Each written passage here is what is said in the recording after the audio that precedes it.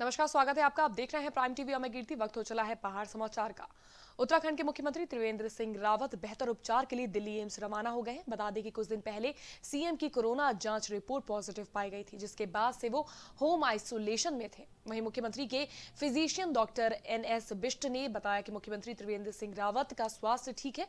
उन्हें रात में बुखार आया था, जिसमें अब कमी भी आई है। वहीं जांच के दौरान सीएम के फेफड़ों में हल्का संक्रमण पाया गया है, जिसके चलते सीएम को दिल्ली के एम्स अस्पताल में भर्ती करा दिया गया है। उत्तराखंड के मुख्यमंत्री त्रिवेंद्र सिंह रावत के फेफड़ों में दिक्कत आने के चलते उन्हें दिल्ली के एम्स में भर्ती करा दिया गया है। बीते 18 दिसंबर को त्रिवेंद्र सिंह रावत कोरोना पॉजिटिव पाए गए थे, जिसके चलते उन्हें होम आइसोलेट कर दिया गया था। वहीं थोड़ी दिक्कत होने पर उन्हें देहरादून के दून अस्पताल में, सरकारी अस्पताल में भर्ती कराया गया। उसके बाद हालत बिगड़ती देख उन्हें दिल्ली के एम्स के लिए रवाना कर दिया गया है। हल्द्वानी में कांग्रेस के 136वें स्थापना दिवस के मौके पर कांग्रेस कार्यकर्ताओं ने तिरंगा यात्रा का आयोजन किया। इस आयोजन में नेता प्रतिपक्ष इंदिरा हृदयेश ने भी शिरकत की। रैली के दौरान इंदिरा हृदयेश ने कांग्रेस के स्थापना दिवस पर राष्ट्रपति महात्मा गांधी को याद करते हुए इस दिन को ऐतिहासिक बताया। उन्होंने कहा कि देश की आजादी के समय जिन हालातों से गुजर रहा था, आज देश के सामने वही हालात बने हुए हैं। इसलिए आज के दिन सभी कांग्रेस जनों के द्वारा ये संकल्प लिया गया है कि देश को गरीबी, बेरोजगारी और देश को बांटने की राजनीति करने वाली ताकतों से आजाद करना। कांग्रेस कार्यकर्ताओं ने हल्द्वानी में तिरंगा यात्रा निकाली। आज के दिन सभी कांग्रेस जनों के द्वारा यह संकल्प लिया गया है कि देश को गरीबी, बेरोजगारी और देश को बांटने की राजनीति करने वाली ताकतों से आजाद कराना है।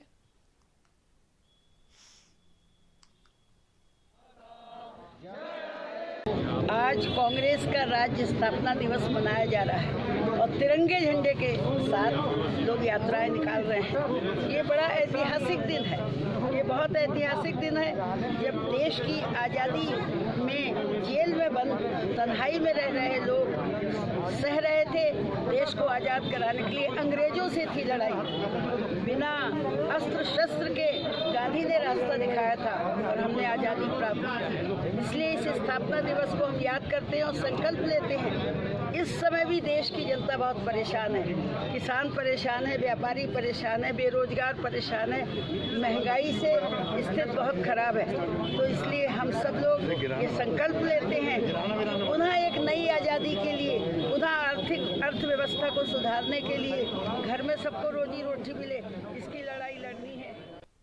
पौड़ी में आम आदमी पार्टी ने प्रेस वार्ता के इस दौरान युवा मोर्चा के प्रदेश अध्यक्ष दिग्मोहन नेगी और प्रदेश प्रवक्ता आशुतोष नेगी ने आगामी 2022 विधानसभा चुनाव को लेकर अपने विचार रखे। दिग्मोहन नेगी ने बताया कि प्रदेश की भाजपा सरकार ने पिछले 4 सालों में एक भी काम ऐसा नहीं किया जिसमें जनता उन पर दोबारा विश्वास कर सके। वहीं प्रदेश प्रवक्ता आशुतोष नेगी ने बताया कि आम आदमी पार्टी का शिक्षा और स्वास्थ्य का दिल्ली मॉडल उत्तराखंड में भी लागू किया जाएगा। प्रत्येक ब्लॉक में एक बेहतरीन अस्पताल खोला जाएगा, जिससे वहां की क्षेत्रीय लोगों को बेहतर इलाज मिल सके। देखिए, 2022 का जो चुनाव होगा वो पूरी तरह से अब काम की राजनीति पर बात होगी, क्योंकि आम आदमी पार्टी अब उत्तराखंड में प्रवेश कर चुकी है और हम 70 सीटों पर इलेक्शन इस बार लड़ रहे हैं। मुख्य तौर पर हमारे पास शिक्षा, जो विगत 20 वर्षों में भारतीय जनता पार्टी और कांग्रेस ने, जैसा आप जानते हैं कि 10-10 साल दोनों ने राज करा, और आज शिक्षा की बदहाल स्वास्थ्य सेवाएं, पलायन, बेरोजगारी, सारे मुद्दे हैं। लगभग मुझे लगता है कि उत्तराखंड एक अकेला ऐसा राज्य है कि जिसमें 20 वर्ष के बाद इतनी बदहाल स्थिति शिक्षा और स्वास्थ्य की है।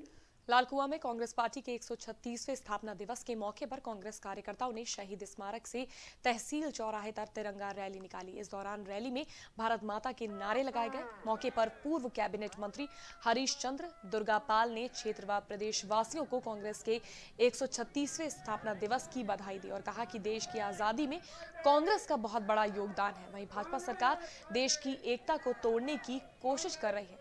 वहीं कांग्रेस ब्लॉक अध्यक्ष प्रमोद ने स्वतंत्रता सेनानी और वीर शहीदों को याद करते हुए कहा कि कांग्रेस में संगठित पार्टी है जो हर समाज को एक धागे में पिरो कर चलती है।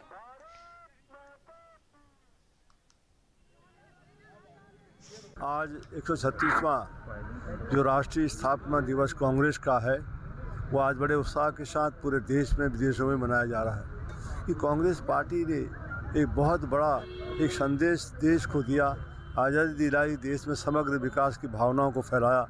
तो इसलिए आज ये झंडा यात्रा के माध्यम से हम सब लोग ये संदेश देना चाहते हैं कि कांग्रेस पार्टी ही ऐसी है जिसने देश की एकता, अखंडता और सर्वधर्म समभाव की भावनाओं को मजबूत करके ताकत दी है, बल दिया है, युवाओं को आगे बढ़ाया है, मातृ शक्ति का सम्मान किया है, बुजुर्गों का सम्मान किया है और हिंदू, मुस्लिम, सिख, ईसाई सबको मिलकर मिलने का एक आह्वान किया।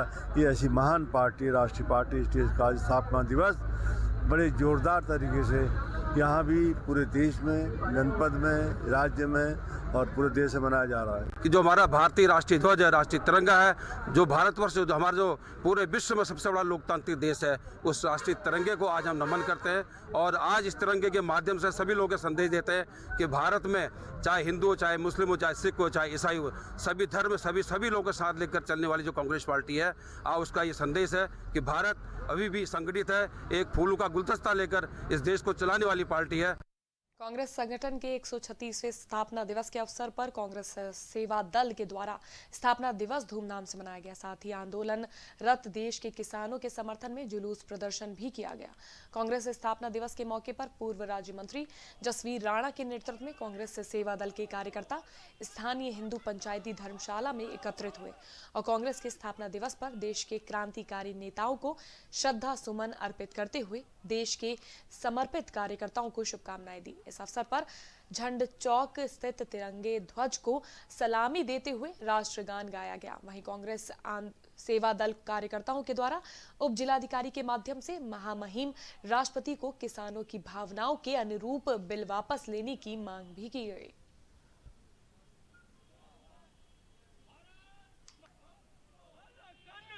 कांग्रेस संगठन का 136वीं वर्षगांठ है।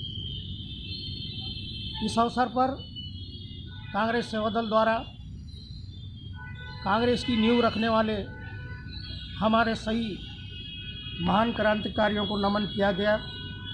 तत्पश्चात कांग्रेस हाईकमान के आदेशानुसार दिल्ली में बैठे आंदोलनरत एवं समस्त भारत में आंदोलनरत हमारे अन्नदाता किसान भाइयों के समर्थन में कांग्रेस द्वारा धरना प्रदर्शन किया गया, जिसके उपरांत महामहिम राष्ट्रपति महोदय को ज्ञापन प्रेषित किया गया, जिसमें इस बात की मांग की गई कि किसानों द्वारा उनकी भावनाओं के अनुरूप जो मांगी जा रही है उनको तत्काल माना जाए तथा तीनों कृषि कानून रद्द किए जाएं। हल्द्वानी में नगर निगम ने भारी फोर्स के साथ अतिक्रमण के खिलाफ बड़ा अभियान चलाया, जहां नगर निगम ने करोड़ों की जमीन पर बन रहे अवैध कॉम्प्लेक्स को ध्वस्त कर दिया। साथ ही पुलिस ने अवैध निर्माण के सारे सामान को जब्त कर लिया। बताया जा रहा है कि कुछ भूमाफियाओं ने नगर निगम की इस जमीन को बेच भी दिया है, लिहाजा अब इस मामले में अधिकारी कार्रवाई की बात कर रहे हैं। फिलहाल प्रशासन की इस कार्रवाई को देखते हुए भूमाफियाओं और अतिक्रमणकारियों में हड़कंप मचा हुआ है। नगर निगम ने किया अवैध कॉम्प्लेक्स को ध्वस्त करने का अभियान। अतिक्रमण के खिलाफ नगर निगम ने अभियान चलाया और उन्होंने तमाम कॉम्प्लेक्स को जिस पे अतिक्रमण किया गया था उसे ध्वस्त कर दिया। लिहाजा अब इस मामले में अधिकारी कार्रवाई की बात भी कर रहे हैं। फिलहाल प्रशासन की इस कार्रवाई को देखते हुए भूमाफिया और अतिक्रमणकारियों में हड़कंप मचा हुआ है। कॉम्प्लेक्स बना था अवैध निर्माण, इनको नोटिस दिया है। नोटिस के उत्तर में स्वामित्व के संबंध में इन्होंने ऐसे कोई कागजात उपलब्ध नहीं कराए। उसके बाद जो है नगर आयुक्त महोदय के निर्देशानुसार इसको डेमोलिश किया जा रहा है। चमोली के विकासखंड पोखरी में जन्मे नरेंद्र भंडारी का आज 100वां जन्मदिन था, लेकिन किसी ने उनके जन्मदिन को मनाना ठीक नहीं समझा। बता दें कि नरेंद्र भंडारी विकास पुरुष के नाम से जाने जाते हैं। नरेंद्र भंडारी अपनी राजनीतिक कुशलता के चलते उत्तर प्रदेश सरकार में कई बार कैबिनेट मंत्री और संसदीय कार्य मंत्री जैसे अहम पदों पर रहे। वहीं उत्तर प्रदेश सरकार ने पर्वतीय विकास बोर्ड का गठन किया, जिसमें भंडारी को उपाध्यक्ष बनाया गया। भंडारी ने पूरे उत्तराखंड और पर्वतीय क्षेत्र के विकास में अहम भूमिका निभाई। साथ ही राजनीति के अलावा भंडारी एक कुशल लेखक और पत्रकार भी थे। सरकार सभी बड़े नेताओं का जन्मदिन पर काफी रुपए खर्च करती है, लेकिन नरेंद्र भंडारी जैसे महान विकास पुरुष का जन्मदिन मनाना किसी ने सही नहीं समझा।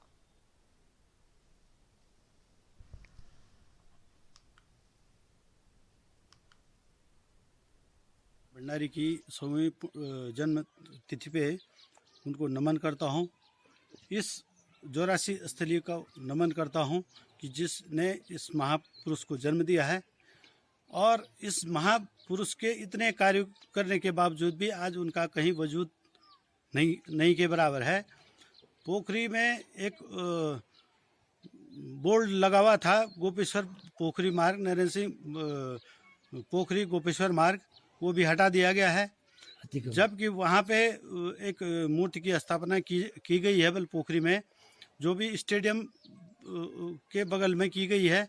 जबकि उनका मूर्ति की स्थापना मेन रोड पे होनी चाहिए थी, पोखरी में मेन चौक पे होना चाहिए था।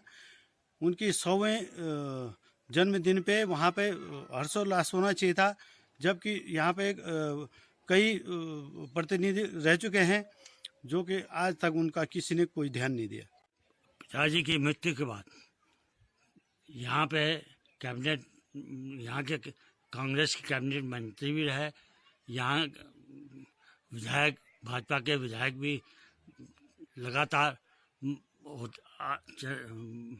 चुने जा रहे हैं, पर उनके द्वारा बनाई गई सड़कें, उनके द्वारा बनाए गए हॉस्पिटल, उनके द्वारा बनाए गए स्कूल और कई ऐसे कार्य हैं जो उनके द्वारा किए गए, वो उनका ना तो सरकार ध्यान दे रही, ना पूर्व सरकार ने ध्यान दिया, ना आज की सरकार ने दिया। आज मुझे ये देखते हुए बड़ा दुख हो रहा है कि कई बार हमने स्मृति द्वार के लिए पोखरी में बोला, रुद्रप्रयाग में चौधरी जी से बोला कि स्मृति द्वार बनाया जाए और जहाँ पे जो उनकी मूर्ति स्थापना की जाए। एक मूर्ति स्थापना की गई है यहाँ उनके ग्राम सभा में, वो 84 में, उसका भी कोई देखभाल नहीं है। हरिद्वार में बीते कुछ दिनों पहले मासूम बच्ची के साथ रेप और उसकी हत्या कर दी गई थी, जिसके बाद से आरोपी फरार चल रहे थे। वहीं इस मामले में पुलिस को बड़ी सफलता हाथ लगी है, जहां पुलिस ने फरार चल रहे आरोपी को गिरफ्तार कर लिया है। फरार अभियुक्त की गिरफ्तारी के बाद मृतक बिटिया के परिजन सभी अभियुक्तों के लिए फांसी की मांग कर रहे हैं। वहीं हरिद्वार पहुंचे शिक्षा मंत्री धन सिंह रावत का कहना है कि सरकार ने इस मुद्दे पर गंभीरता से कार्य नहीं किया और सरकार द्वारा इस मामले में तुरंत एक्शन लिया गया, जिसकी वजह से फरार अभियुक्त को पकड़ने में सफलता मिली है। फरार आरोपी को पुलिस ने गिरफ्तार किया है। बता दें कि हरिद्वार में एक बच्ची के साथ रेप और फिर उसके बाद उसकी हत्या कर दी गई थी। सरकार ने इसमें बहुत ज़बरदस्त पहल की है और आपने देखा होगा हमारे संसदीय कार्य मंत्री का जो कार्यभार संभाल रहे थे माननीय मदन कौशिक जी, उन्होंने सदन में भी इस पे जवाब दिया है और तुरंत रातों रात सरकार एक्शन में आई है। सभी आरोपी पकड़े भी गए हैं और बड़ी से बड़ी और कठिन से कठिन जो सजा होगी वो दी जाएगी। सरकार जो है पीड़ित परिवार के साथ है और सरकार ने ये कह दिया है कि जो बड़े से बड़े कदम हो सकते हैं वो सरकार के द्वारा उठाए जाएंगे। पिछले संडे जो जघन्य एक अपराध हुआ है उसमें एक दूसरा आरोपी है, उनका गिरफ्तारी में आज हमारा पुलिस का जो हमारा हरिद्वार पुलिस टीम का बहुत अच्छा एक सफलता मिली। उनका हमने गिरफ्तार कर दी गई है। उनका जिला सुल्तानपुर उत्तर प्रदेश हमने गिरफ्तार किया है। ये सबसे बड़े चुनौती था क्योंकि अपराध एक तरफ से जो बहुत जघन्य अपराध है और उस अपराध का वर्कआउट करना एक तरफ से एक चैलेंज है। उसका इन्वेस्टिगेशन जो है सही तरीके से लेके जाना है और लोगों को बीच में भी एक आक्रोश था कि इनका शीघ्र गिरफ्तारी को लेकर जो है, तो इसलिए जो है तीनों चीज बैलेंस करके जिला हरिद्वार पुलिस ने बहुत अच्छा काम करके हमारा टीम जो 5 राज्यों में हम लोग गए थे, लगभग 300 होटल धर्मशाला में हमने तलाश का अभियान करी। हमने लगभग 300 लोगों का CDR और लगभग 200 लोगों से हमने पूछताछ करी। बेरीनाग में पर्यटन स्थल बनाने को लेकर जिला पंचायत अध्यक्ष दीपिका बोहरा ने काली ताल का स्थलीय भ्रमण किया। इस दौरान दीपिका बोहरा ने जगथली पंचायत घर में क्षेत्र की जनता को संबोधित किया। जिला पंचायत अध्यक्ष ने बताया कि 7 लाख रुपए की व्यवस्था कर कालीताल को पर्यटन बनाकर क्षेत्र के लोगों को रोजगार दिया जाएगा। वहीं 2,50,000 रुपए क्रिकेट मैदान में लगाए जाएंगे। बता दें कि इस दौरान जिला पंचायत के तमाम सदस्य मौजूद रहे। दीपिका बोरा ने कालीताल का सौंदर्यीकरण के लिए वहां पर 2,50,000 रुपए के क्रिकेट मैदान को भी उस पर पैसे लगाए हैं।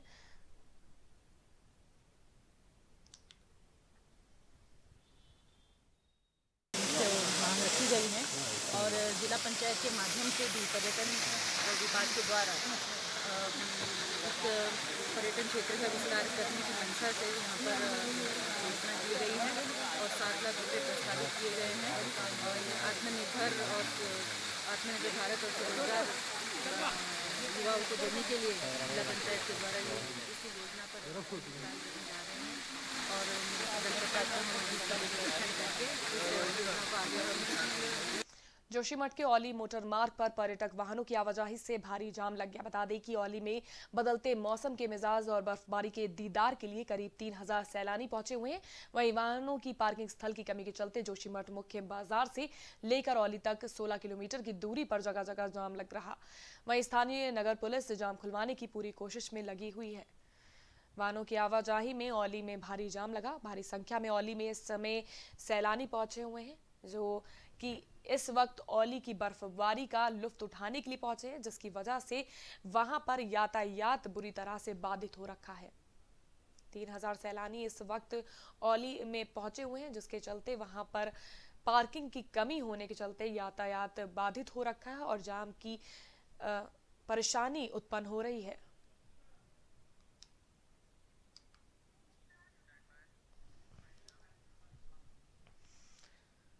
पहाड़ समाचार में फिलहाल के लिए बस इतना ही। देश और दुनिया की तमाम बड़ी खबरों से रूबरू रहने के लिए आप देखते रहिए प्राइम टीवी।